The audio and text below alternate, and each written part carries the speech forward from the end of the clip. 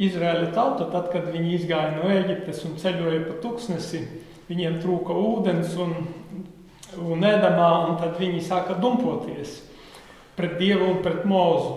Un tad Dievs viņiem uzsūtīja ugunīgas čūskas, kuras daudzus sakoda, un viņi nomira. Pārējie sauca uz Mozu un teica, lūdz Dievu, lai viņš atbrīvo mūs.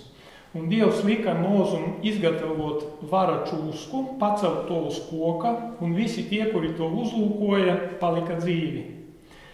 Un tas bija pravietojums par Jēzu Kristu, par viņa krustu, par viņa nāvi un augšām celšanos. Dargie skatītāji, es aicinu jūs uzlūkot Jēzu Kristu, kurš ir piesists pie krusta un augšām cēlies, un lūgt, lai viņš jūs atbrīvo no tās indes, kuru savas dzīves laikā jūs esat saņēmuši caur kaislībām, caur grēkiem, caur visādām dzīves situācijām.